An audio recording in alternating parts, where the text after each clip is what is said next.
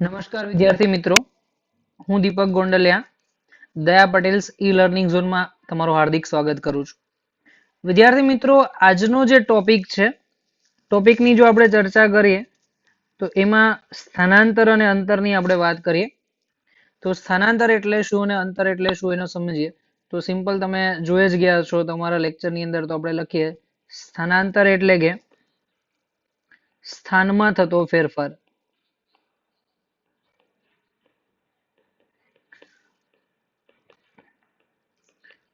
અને અંતર એટલે પદાર્થે કાપેલું કુલ અંતર. અંતર એટલે કે પદાર્થે કાપેલું કુલ અંતર.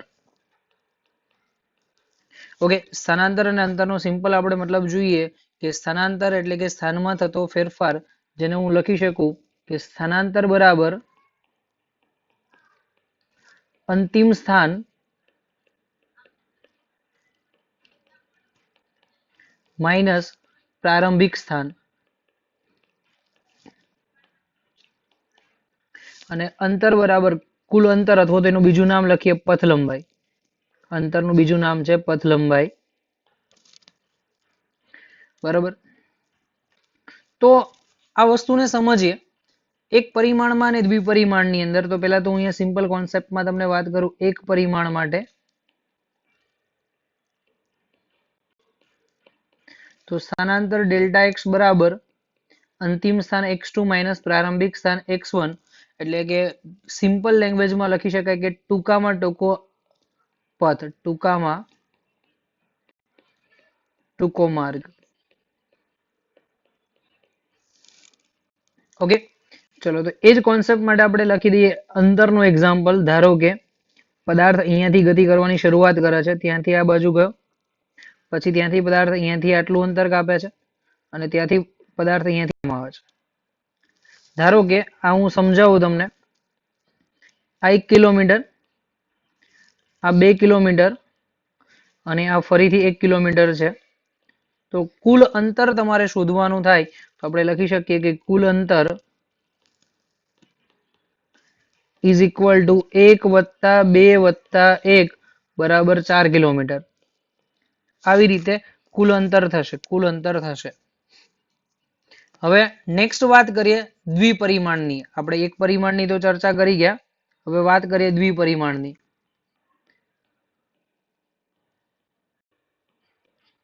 ચલો, દ્વિપરિમાણની અંદર એક ઘટના સમજવા માટે સ્થાનાંતર અગત્યનો કોન્સેપ્ટ છે, અંતરમાં કોઈ જ વાંધો નથી. ધારો કે અહીંયા હું તમને દર્શાવું છું. આ એક સદિશ છે જેને હું નામ r1 આપી દઉં. આ બીજો સદિશ છે r2 આપી દઉં. તો કણ r1 થી લઈ અને r2 સુધી જાય છે. કણ જે છે એનો ગતિપથ હું તમને અહીંયા દર્શાવું. ગતિપથ અહીંયાથી આમ દર્શાવું, અહીંયાથી આમ. આ p સ્થાન છે અને આ q સ્થાન છે. તો p થી q સુધી જાય તો સ્થાન સદિશ r1 થી લઈને r2 સુધી છે.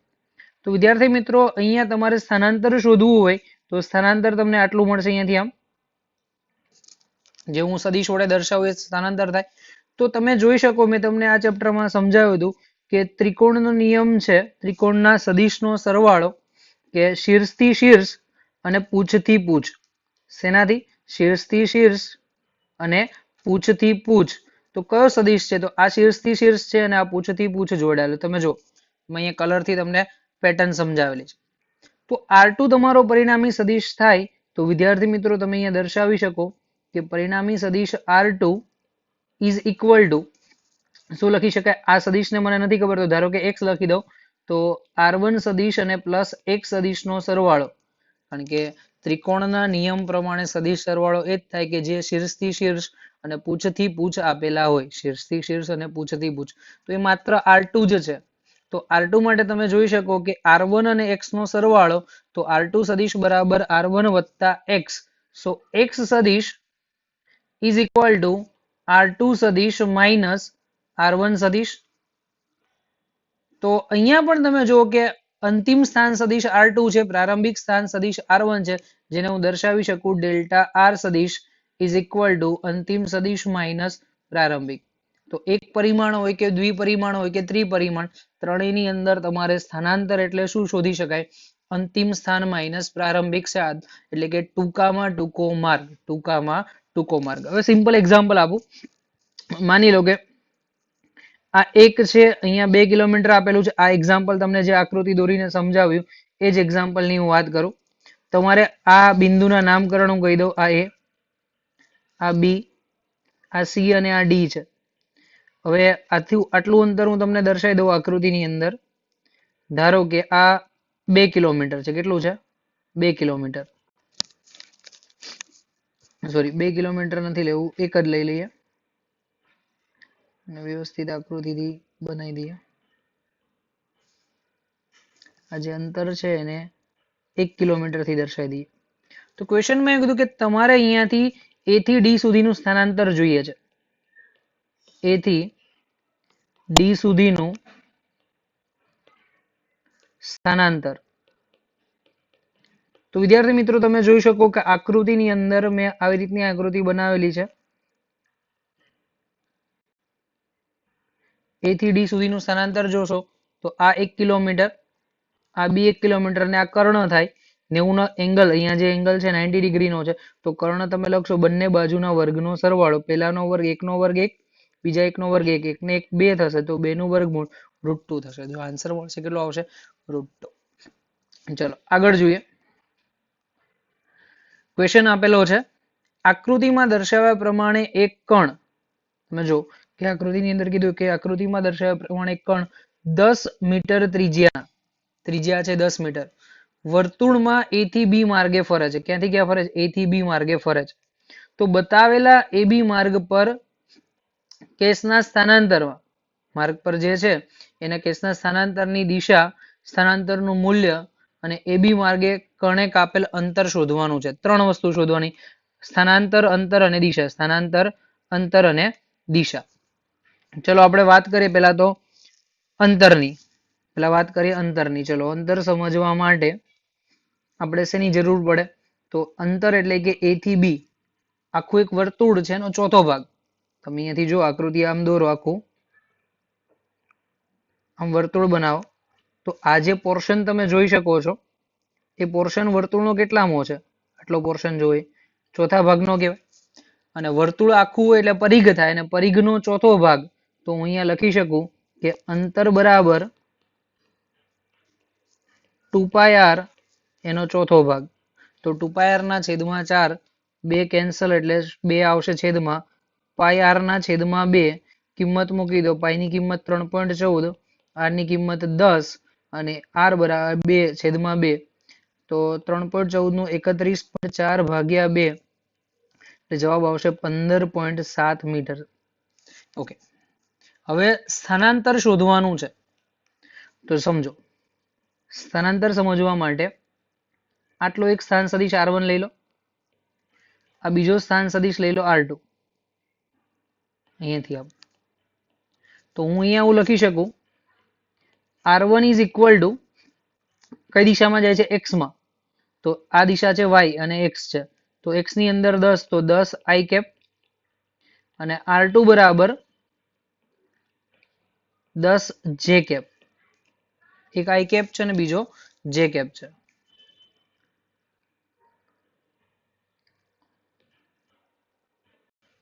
ઓકે, તો હવે સ્થાનાંતર એટલે કે લખી શકાય સ્થાનમાં થતો ફેરફાર. તો ડેલ્ટા r સદિશ બરાબર r2 સદિશ માઇનસ r1 સદિશ, r2 સદિશ માઇનસ r1 સદિશ. તો આપણે લખી શકીએ r2 નું જે મૂલ્ય મળશે તમને 10 j cap minus 10 i cap. તો આપણી પાસે મૂલ્ય મળી ગયું. ડેલ્ટા r સદિશનો માનાંક શોધી નાખીએ. તો માનાંક જે તમને મળશે એ વર્ગમૂળની અંદર પહેલા ઘટકનો વર્ગ 10 નો વર્ગ વત્તા બીજા ઘટકનો વર્ગ માઇનસ 10 નો વર્ગ અને બે વચ્ચેનો ખૂણો, તો એ થશે 90. તો તમને મેં આવું સૂત્ર લખ્યું હતું કે કોઈ પણ સદિશ r હોય એનો માનાંક બાદબાકી હોય એનો માનાંક શોધવાનો થાય તો વર્ગમૂળમાં a² વત્તા b² minus 2ab cos theta થાય. આપણી પાસે બે વચ્ચેનો ખૂણો 90 નો છે તો મેં cos 90 લખ્યું. cos 90 ની કિંમત તમને ખબર છે 0 થાય, એટલે મેં ડાયરેક્ટ જવાબમાં એ ભાગ લીધો જ નથી. આ જે 2ab cos થીટા વાળો ભાગ મેં જે લખ્યો એ દર્શાવેલ જ નથી. તો ઓનલી ફોર આન્સર થશે +10 નો વર્ગ અને -10 નો વર્ગ, +10 નો વર્ગ અને -10 નો વર્ગ. ઓકે, તો આપણી પાસે જવાબ થશે 10 નો વર્ગ 100 વત્તા 100 200, 200 નું વર્ગમૂળ એટલે થશે 10√2. કેટલું થશે? 10√2. બરાબર, 200 નું વર્ગમૂળ 100 એટલે કેટલું થશે? 10√2. ચલો હવે દિશા શોધવાની છે. મૂલ્ય તો મળી ગયું. હવે નેક્સ્ટ જે ટોપિકમાં આપણે ચર્ચા કરીએ એ દિશા. તો ચલો દિશા શોધી નાખીએ. તો દિશા શોધવા માટે તમારી પાસે સૂત્ર છે tan theta is equal two y ના છેદમાં x, મતલબ y ઘટક ભાગ્યા x ઘટક. તો અહીંયા લખી નખાય ry છેદમાં rx. તમારી પાસે ry નો ઘટક તમે જુઓ 10 છે અને x નો ઘટક છે -10, તો જવાબ આવશે -1.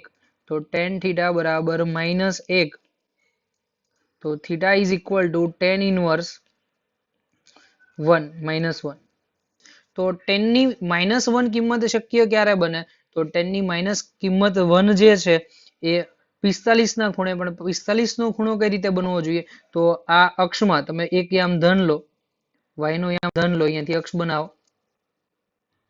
આ y નો યામ ધન છે અને x નો યામ ઋણ છે.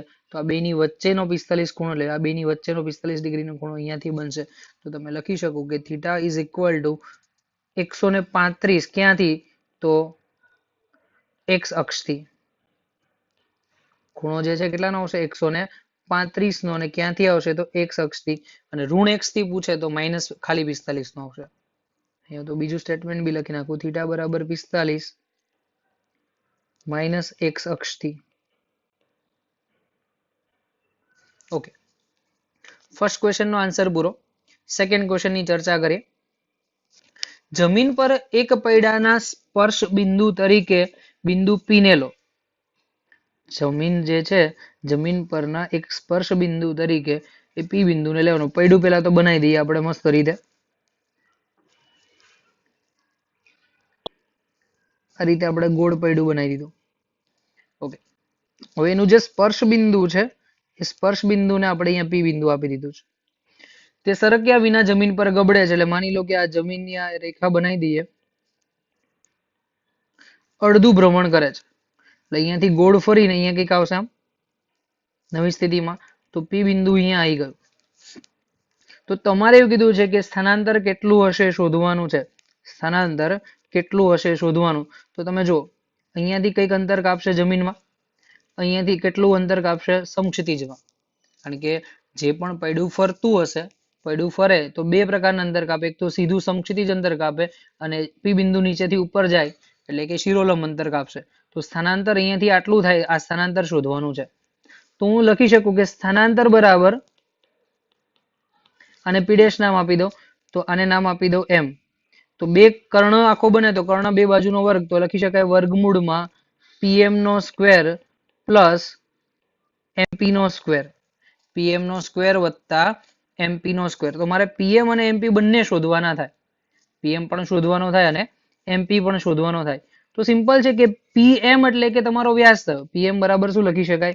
વ્યાસ. તો આપણે લખી નાખીએ કે pm બરાબર વ્યાસ. અને વ્યાસ બરાબર તો ખબર જ છે કે 2 ગુણ્યા ત્રિજ્યા. ઓકે, હવે આ P'm બરાબર વ્યાસ થયો અને pm શોધવાનું થાય. pm જે તમને મળે છે અહીંયાથી સમક્ષિતિજ અંતર, તો કહેવાય અર્ધ પરિભ્રમણ. અડધું પરિભ્રમણ. ચલો, અડધું પરિભ્રમણ કઈ રીતે શોધી શકાય અહીંયાથી? તો આખું અંતર એટલે કે 2πr થાય, એનું અડધું એટલે કે πr થશે. ચલો, બંને કિંમત મળી ગઈ. તો જો બંને કિંમત તમને મળતી હોય તો તમે દર્શાવી શકો છો અહીંયા.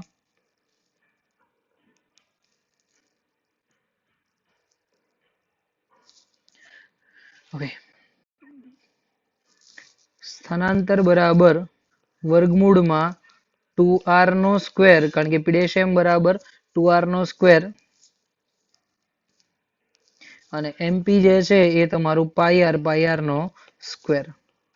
તો લખી શકાય વર્ગમૂળની અંદર r સ્ક્વેર કોમન બહાર જશે તો ખાલી r થશે. r સ્ક્વેર કોમન વર્ગમૂળની બહાર જાય તો r સ્ક્વેર નો વર્ગમૂળ r થશે. 2 નો વર્ગ 4 અને π નો વર્ગ π સ્ક્વેર થશે. તો જવાબ આવશે r વર્ગમૂળની અંદર π સ્ક્વેર વત્તા 4. બરાબર. નેક્સ્ટ ક્વેશ્ચન ની ચર્ચા કરીએ. એક કણ ઉગમ બિંદુથી શરૂ કરી અને x અક્ષ પર બિંદુ 20 મીટર અને 0 એ જઈને સમાન રેખા પર બિંદુએ -20 મીટર અને 0 એ પાછો ફરે છે. સમજો, હું આને આકૃતિ દોરીને સમજાવું તમને.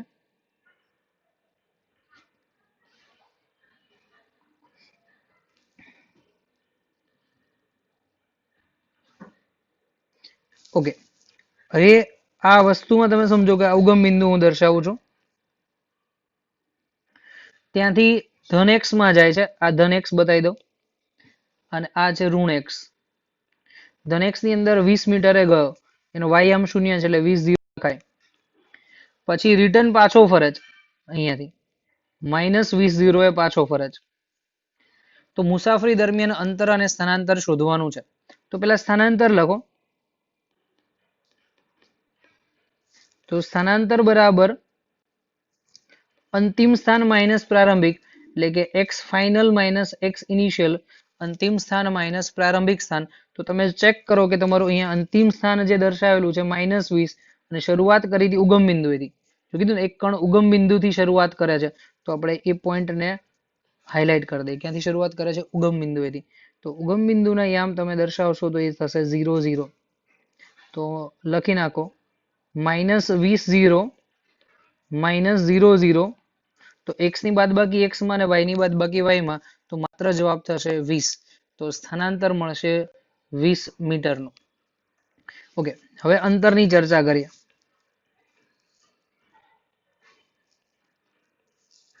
તો અંતર બરાબર તમે ચેક કરો, 0 થી ચાલુ કર્યું, +20 ગયું એટલે 20 થયા.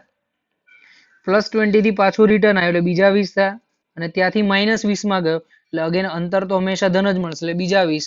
તો ટોટલ અંતર તમે લખી નાખો તો 20 + 20 + બીજા 20, એટલે ટોટલ જવાબ આવશે 60 મીટર. કેટલો આવશે? 60 મીટર. ચલો નેક્સ્ટ ક્વેશ્ચન. આકૃતિમાં દર્શાવ્યા પ્રમાણે OABCD માર્ગ પર એક ગાડી O થી D પર ગતિ કરે છે. તમે જોઈ શકો કે આકૃતિ મેં દર્શાવેલી છે, એના ઉપર ગાડી જે છે ક્યાંથી ક્યાં ગતિ કરે છે? O થી લઈને D સુધી ગતિ કરે છે. તો તેણે કાપેલ અંતર અને ચોખ્ખું સ્થાનાંતર શોધવાનું છે. અંતર અને ચોખ્ખું સ્થાનાંતર. તો વિદ્યાર્થી મિત્રો, પહેલા તો અંતરની ચર્ચા કરીએ. તો અંતર બરાબર બધા જ અંતર કાપેલાનો સરવાળો, OA + AB + BC + CD, બધા કિલોમીટરમાં છે તો લખી નાખો 8 + 4 + 4 + 1, 8 ને 4 12 ને 16, 16 ને 1 17, 17 કિલોમીટર ટોટલ અંતર થશે. ઓકે, ચલો નેક્સ્ટ ક્વેશ્ચન ની આપણે ચર્ચા કરીએ. તો મેં કીધું કે સ્થાનાંતર શોધવાનું છે. ચલો, સ્થાનાંતર શોધવા માટે શું કરાય? ટૂંકામાં ટૂંકો માર્ગ શોધીએ. ઓકે, ટૂંકામાં ટૂંકો માર્ગ તમે જુઓ આકૃતિમાં, તો આ O થી લઈને D થાય. કેટલો થશે? O થી લઈ અને D. ચલો, તો O થી D માટે હું આકૃતિ નીચે ફરીથી બનાવું છું. હવે સમજો, અહીંયા આકૃતિ એવી મેં ત્રિકોણ આકારની અહીંયા બનાવી દીધી છે. બરાબર, અહીંયાથી આકૃતિ છે ત્રિકોણ આકારની. હવે માપ શોધવાનું થાય આપણે, તો માપ શોધી લઈએ. ચલો, તમે જો C થી B 4 થાય અને O થી A 4 થાય, તો આ 4 થાય તો બાકીનું ઉપરનું બી આ 4 કિલોમીટર થાય. આખું 8, તો આટલું વધે કેટલું થશે? 4 કિલોમીટર. તો અહીંયા લખી નાખું 4 કિલોમીટર.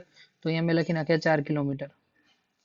ઓકે, ધેન આફ્ટર આ બાજુનું માપ છે 4, એમાંથી CD છે 1, AB 4 છે, CD 1.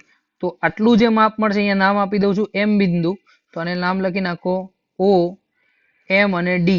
મારે MD શોધવાનું થાય. તો MD નું માપ કેટલાનું થશે? 4 માંથી 1 જાય તો 3 કિલોમીટર થશે. તો આ લખી નાખો 3 કિલોમીટર. હવે ODA નો કર્ણ થયો, તો સ્થાનાંતર માટે હું લખી શકું સ્થાનાંતર ઇઝ ઇક્વલ ટુ વર્ગમૂળની અંદર OM નો સ્ક્વેર પ્લસ MD નો સ્ક્વેર, 4 નો વર્ગ પ્લસ 3 નો વર્ગ, 16 + 9 એટલે 25, 25 નું વર્ગમૂળ એટલે 5 કિલોમીટર થશે. 25 નું વર્ગમૂળ લખશો એટલે કેટલું થશે? 5 કિલોમીટર. ઠીક છે, નેક્સ્ટ ટોપિક પર આપણે જઈએ. ઝડપ. ઝડપ કોને કહેવાય? તો તમને બધાને ખબર છે કે અંતર અને સમયના ગુણોત્તરને ઝડપ તરીકે ઓળખવામાં આવે છે. તો એમ કહી શકાય સિમ્પલ ડેફિનેશનમાં ઝડપની આપણે એકદમ સરળ વ્યાખ્યા લખીએ કે પદાર્થ સમયની સાપેક્ષે પોતાનું સ્થાન કેટલી ત્વરાથી બદલે છે. પદાર્થ સમયની સાપેક્ષે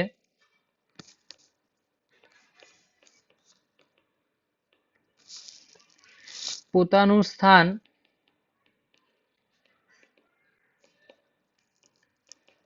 કેટલી ત્વરાથી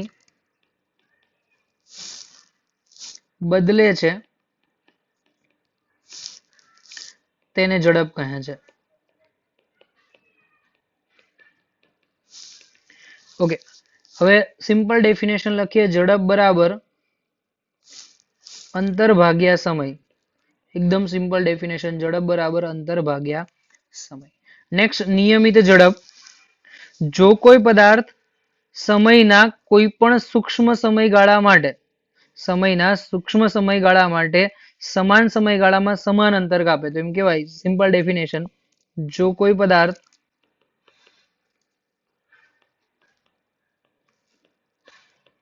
સમાન સમયગાળામાં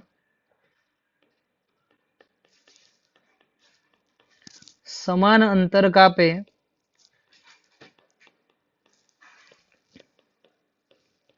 તો તેને નિયમિત ઝડપ કહે છે.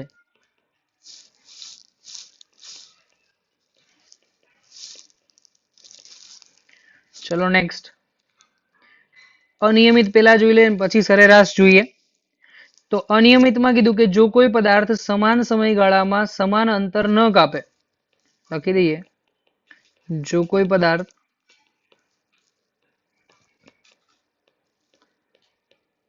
સમાન સમયગાળામાં સમાન અંતર ન કાપતો હોય તો તેને અનિયમિત ઝડપ કહે છે. ચલો નેક્સ્ટ, સરેરાશ ઝડપ. તો સરેરાશ ઝડપ માટે વ્યાખ્યા જે છે આવી આપેલી છે કે જો કોઈ કણ જુદી જુદી ઝડપથી ચોક્કસ સમયમાં ચોક્કસ અંતર કાપતો હોય. જો કોઈ કણ જુદી જુદી ઝડપથી ચોક્કસ સમયમાં ચોક્કસ અંતર કાપે તો કણની ઝડપને સરેરાશ ઝડપથી ઓળખવામાં આવે છે. તો એ લખીએ કે જો કોઈ પદાર્થ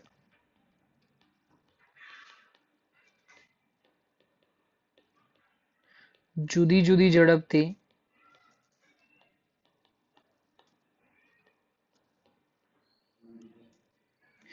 જુદું જુદું અંતર કાપતો હોય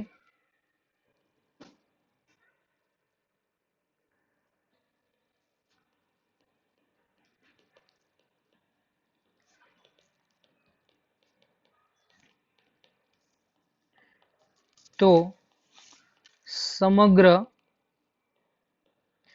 પથના સરેરાશ મૂલ્યને સરેરાશ ઝડપ કહે છે.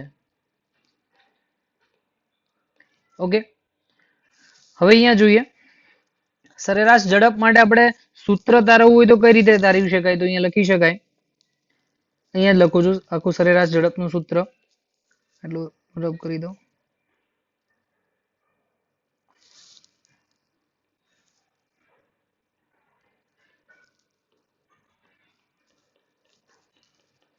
સરેરાશ ઝડપ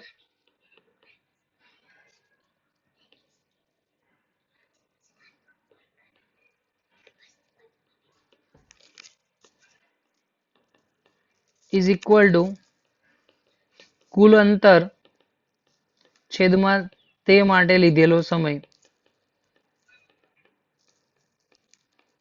ઓકે, તો આ ઝડપનો આખો જ કોન્સેપ્ટ કમ્પ્લીટ. ઝડપના ડિફરન્ટ એક્ઝામ્પલ છે, હું તમને આગળ દાખલા જ્યારે લઈશ ઝડપમાં ત્યારે સમજાવી દઈશ કઈ રીતના ઝડપનો કોન્સેપ્ટ વર્ક કરે છે. બહુ જ ઇમ્પોર્ટન્ટ છે. નેક્સ્ટ વાત કરીએ તાક્ષણિક ઝડપ અથવા તો તત્કાલીન ઝડપ. તાક્ષણિક ઝડપ અથવા તો તત્કાલીન ઝડપ.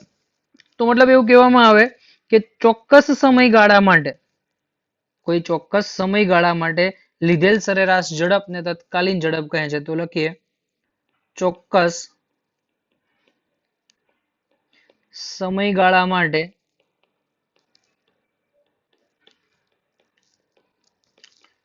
લીધેલ સરેરાશ ઝડપને તત્કાલીન ઝડપ કહે છે અથવા તો તાક્ષણિક ઝડપ કહે છે. હવે ચોક્કસ સમયગાળા માટે કઈ રીતે, તો હું સમજાવું તમને કે ધારો કે તમે અત્યારે કોઈ વ્હીકલ પર મુસાફરી કરતા હો, એક્ટિવા ઉપર મુસાફરી કરતા હો અથવા તો કોઈ પણ, તો એ સંજોગોમાં જ્યારે ઓડોમીટરનું અવલોકન છે, ઓડોમીટર તમારો કાંટો જે દર્શાવે છે એને કહેવામાં આવે છે તત્કાલીન ઝડપ. તો મતલબ કહી શકાય કે તત્કાલીન ઝડપ એ સાચું મૂલ્ય દર્શાવે છે. તત્કાલીન ઝડપ એ સાચું મૂલ્ય દર્શાવે છે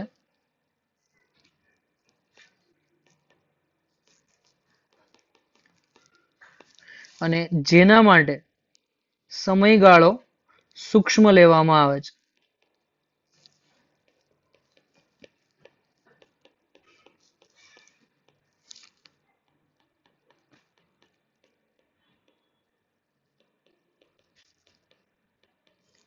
ચલો તો કઈ રીતે મળે તો શોધી લઈએ. તો સૂત્રમાં આપણે લખી શકાય કે સરેરાશ ઝડપનું સૂત્ર v સરેરાશ ઇઝ ઇક્વલ ટુ કાપેલું કુલ અંતર, જેને આપણે દર્શાવી દઈએ ડેલ્ટા એક્સ છેદમાં ડેલ્ટા ટી. ડેલ્ટા એક્સ છેદમાં ડેલ્ટા ટી.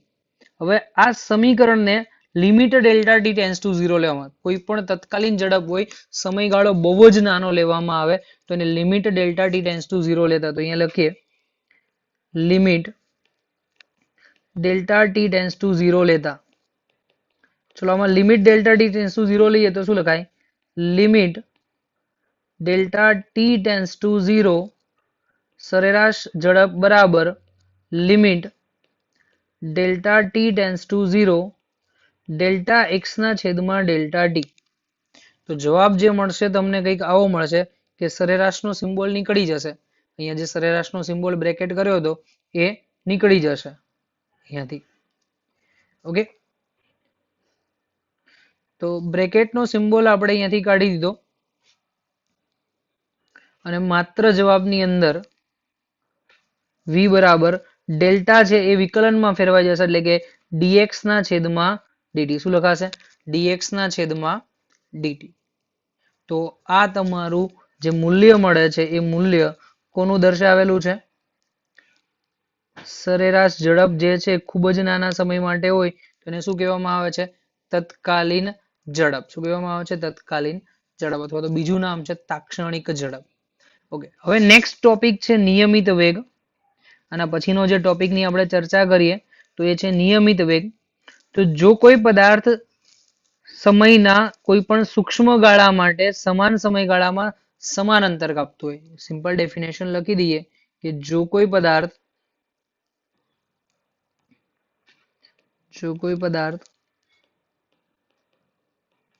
સમાન સમયગાળામાં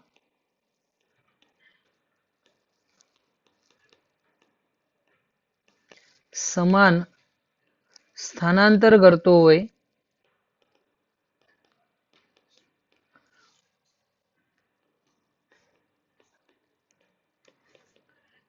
તો આવી ગતિને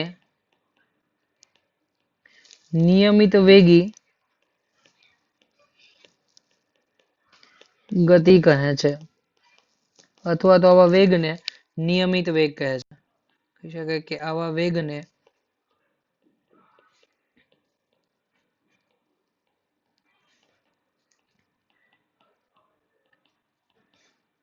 ઓકે. નેક્સ્ટ અનિયમિત વેગ. તો સિમ્પલ છે કે જો કોઈ પદાર્થ સમાન સમયગાળાની અંદર સમાન સ્થાનાંતર કરતો ના હોય. તો ફરીથી ડેફિનેશન લખીએ કે જો કોઈ પદાર્થ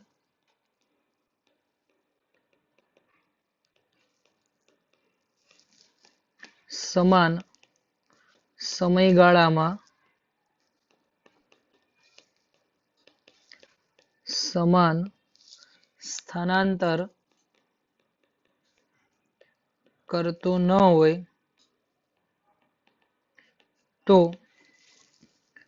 આવી ગતિને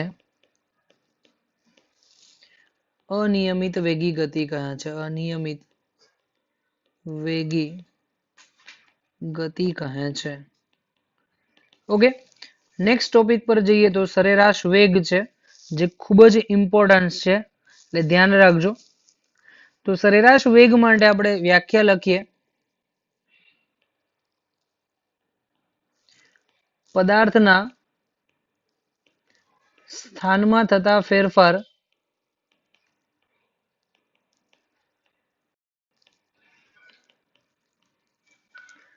પદાર્થના સ્થાનમાં થતા ફેરફારના સમય સાથેના ગુણોત્તરને સરેરાશ વેગ કહે છે. સરેરાશ વેગ કહે છે. ચલો તો વ્યાખ્યા લખી શકાય કે સરેરાશ વેગ v સદિશ is equal to delta r સદિશ છેદમાં ડેલ્ટા ટી. સરેરાશ વેગ v બરાબર ડેલ્ટા આર સદિશ છેદમાં ડેલ્ટા ટી. હવે હું આકૃતિ સાથે તમને સમજાવું આ કોન્સેપ્ટ.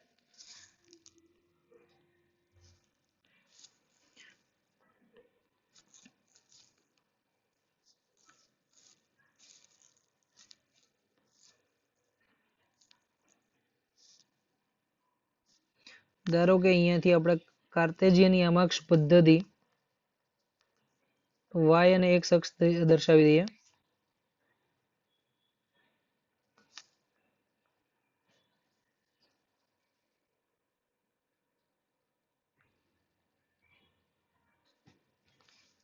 ઓકે, હવે કાર્ટેશિયન યામાક્ષ પદ્ધતિની અંદર હું અલગ અલગ સ્થાન સદિશને દર્શાવી દઉં, જેમાં ગતિપથ જે છે કંઈક આ રીતનો છે. ધારો કે ગતિપથનો માર્ગ આપણે અહીંયાથી આમ દર્શાવીએ છીએ, આ રીતે પરવલયાકારનો. તો પરવલયાકારના ગતિપથના માર્ગ માટે પ્રારંભિક કણ P બિંદુએ છે, ત્યાંથી ગતિ કરીને કણ Q બિંદુએ પહોંચે. શરૂઆતમાં સ્થાન ગણીએ P અને ત્યાંથી ગતિ કરીને પહોંચે છે Q. તો આનો સ્થાન સદિશ જો તમે બનાવશો તો અહીંયાથી સ્થાન સદિશ આ મળશે અને Q નો સ્થાન સદિશ બનાવશો તો અહીંયાથી આ મળશે. અને R2 કહી દો, અહીંયાથી R1 કહી દો. મારે સ્થાનાંતર જોઈએ તો લખી શકાય અહીંયા R2 minus R1, R2 minus R1 છેદમાં સમયગાળો ડેલ્ટા ટી. ઓકે, હવે એક્ઝેક્ટ સ્થાનાંતર શોધવા માટે અંતિમ સ્થાન માઇનસ પ્રારંભિક સ્થાન એટલે બંનેને જોડતો સદિશ હું બનાવી દઉં. ધારો કે બેને જોડતો સદિશ તમે બનાવશો એટલે અહીંયાથી આમ થશે, આ રીતે. તો એ તમારું સ્થાનાંતર થશે, જેને આપણે દર્શાવીશું ડેલ્ટા આર વડે. તો આ ડેલ્ટા આર અને સફેદ લાઈન બેનો આલેખ જો એકબીજા ઉપર સંપાત થતો નથી. તો અહીંયા એવું કહી શકાય કે જે સ્થાનાંતરનું મૂલ્ય છે અને સરેરાશ ઝડપનું મૂલ્ય આલેખમાં થોડો ડિફરન્સ મળે છે. તો અહીંયા કહી શકાય કે સરેરાશ વેગ લખી શકાય, સ્ટેટમેન્ટમાં લખીએ સરેરાશ વેગ એ કદાપી વેગનું સાચું મૂલ્ય દર્શાવી શકતું નથી.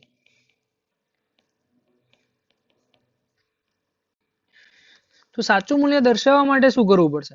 અહીંયા બંને અલગ અલગ જ મળવાના, તો સાચું મૂલ્ય ના દર્શાવે અને સાચું મૂલ્ય જો આપણે દર્શાવવું હોય તો શું કરી શકાય એ પછી તત્કાલીન વેગમાં જોઈએ. એ પહેલા તો અહીંયા જોઈએ, ધારો કે R2 ના સ્થાન તમે લખશો, R2 ના સ્થાન બરાબર x2 i cap plus y2 j cap અને z2 k કેપ.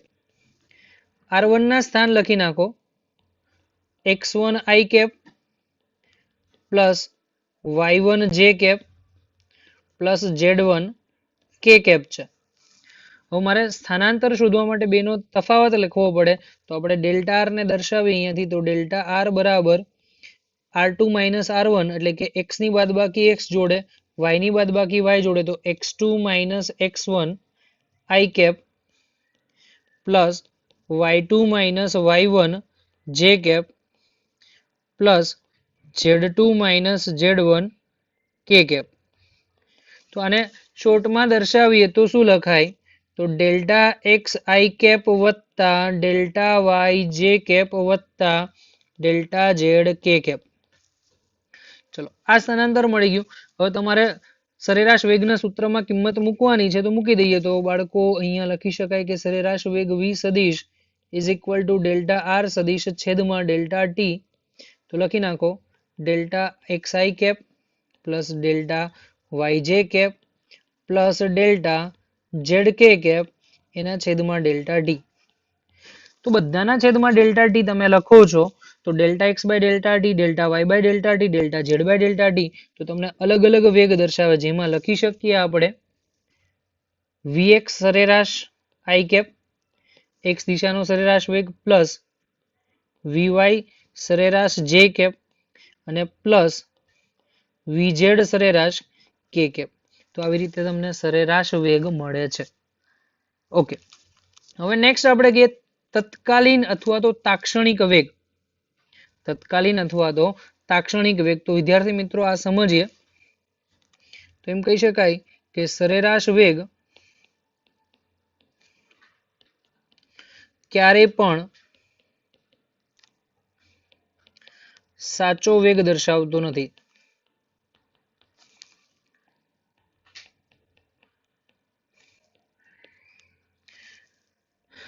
જો સાચો વેગ જોઈતો હોય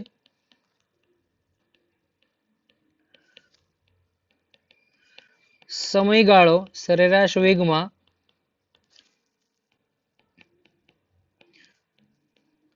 સમયગાળો ખૂબ જ સૂક્ષ્મ લેવામાં આવે છે. ખૂબ જ સૂક્ષ્મ લેવામાં આવે છે. તો બાળકો ધારો કે હું જો સમયગાળો ખૂબ જ નાનો લઈ લઉં. અત્યાર સુધીમાં તો આપણે સમયગાળો મોટો લીધો હતો કે જેના કારણે તમારો કર્વેચર છે જે વળાંક આવતો હતો અને જે સુરેખા મળતી હતી એ બંને સંપાત થતા નતા. ચલો એ કોન્સેપ્ટને ફરીથી હું રિવાઇઝ કરું છું. ધારો કે અહીંયાથી હું આ એક અક્ષ બનાવી દઉં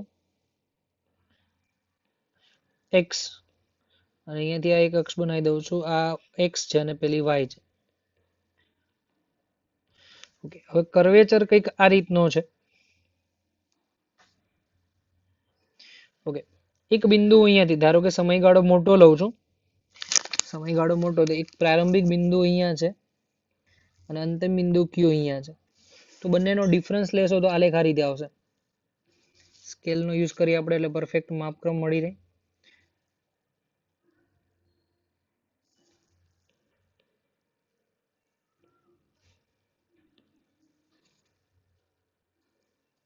છે જો બંને કર્વેચર તમે જો કેવી દેખાય છે. સમયગાળો મોટો હોય ત્યારે વળાંક અને સુરેખા બંને સમાન મળતા નથી. હવે ધારો કે બિંદુ હજુ નજીક લઉં છું. બિંદુ જે છે એ હજુ નજીક લઈએ. અહીંયા હું પી બિંદુ લઉં છું અને અહીંયા ક્યુ લઉં છું. તો અહીંયા પી ડેશ લખી નાખો અને અહીંયા લખી નાખો ક્યુ ડેશ. હવે આલેખ બનાવો. છે થોડું નજીક. હજુ એકદમ સૂક્ષ્મ સમયગાળો લઉં, એકદમ સૂક્ષ્મ સમયગાળો અને ત્યારે આલેખ બનાવો. છે વક્રાકાર રેખા અને કઈ રેખા કીધી હતી? સુરેખા. બંને એકબીજા ઉપર સંપાત થઈ છે. તો એમ કહી શકાય કે સમયગાળો સૂક્ષ્મ લેવામાં આવે તો સમયગાળો સૂક્ષ્મ લેવામાં આવે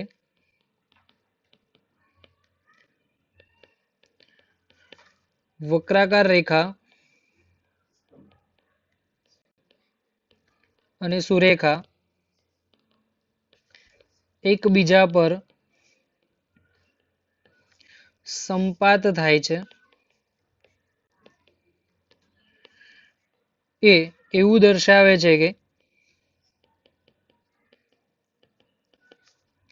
સરેરાશ વેગ અને તત્કાલીન વેગ સમાન મળે છે.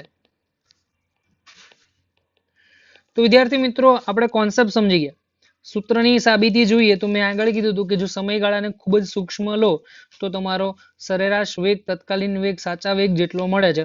તો ફરીથી આપણે સૂત્રની આપણે વાત કરીએ તો લખી શકાય કે limit delta t tends to 0 સરેરાશ વેગ v સદિશ is equal to limit delta t tends to 0 delta r સદિશ છેદમાં ડેલ્ટા ટી. તો જેવું કે મેં કીધું એ પ્રમાણે કે જ્યારે તમે લિમિટ એપ્લાય કરો છો તો સરેરાશનો સિમ્બોલ નીકળી જાય છે, સરેરાશનો સિમ્બોલ નીકળી જાય છે અને તમારી પાસે માત્ર એક જ પદ રહે છે, ખાલી v. તો v સદિશ ઇઝ ઇક્વલ ટુ અને આ બાજુ ડેલ્ટા આર વાળું પદ નીકળી જશે અને ડેલ્ટા ફેરવાઈ જશે વિકલનમાં dr સદિશના છેદમાં dt સદિશ. dr સદિશના છેદમાં dt સદિશ મતલબ કહેવાય કે સ્થાનનું એક વખત સમય સાપેક્ષે વિકલન, જેને વેગ કહેવાય, તો અહીંયા લખી નાખો સ્થાનનું સમય સાપેક્ષે એકવાર વિકલન, જેને તત્કાલીન વેગ કહે છે. બાળકો આપણી પાસે આર નું કંઈક મૂલ્ય દર્શાવી શકીએ તો અહીંયા હું લખી શકીએ કે આર સદિશ બરાબર xi cap plus yj cap plus zk cap, મતલબ કે એક ઘટક x માં હશે, બીજો ઘટક y માં હશે ને ત્રીજો z માં હશે. તો v સદિશ બરાબર હું લખી શકું d ના છેદમાં dt xi cap plus yj cap plus zk cap. ત્રણેયને સેપરેટલી આપણે વિકલન દર્શાવી દો. સેપરેટલી વિકલન દર્શાવશો તો શું થશે? v સદિશ is equal to dx by dt i cap plus dy by dt j cap plus dz by dt k cap. તો આ વસ્તુને જ્યારે તમે વિકલન સ્વરૂપમાં છે, x નું વિકલન, y નું વિકલન ને z નું વિકલન સમય સાપેક્ષે લખો તો બાળકો આન્સર જે મળશે v સદિશ બરાબર vx i cap plus vy j cap plus vz k cap. મતલબ કે અહીંયા વેગ સદિશ ત્રિપરિમાણમાં હોવાથી ત્રણે ત્રણ ઘટકો દર્શાવી શકાય. ત્રણે ત્રણ ઘટકોમાં આપણે એક ઘટક, બીજો ઘટક અને ત્રીજો ઘટક એને વિકલન સ્વરૂપમાં જ દર્શાવેલ છે. તો ફ્રેન્ડ્સ, આજનો લેક્ચર અહીંયા સુધી રાખીએ. નેક્સ્ટ લેક્ચરમાં આપણે જે પણ કોન્સેપ્ટ ભણ્યા છે એના દાખલા સાથે અને પ્રવેગના કોન્સેપ્ટ સાથે ચર્ચા કરીશું. Thanks for watching this video. Have a nice day.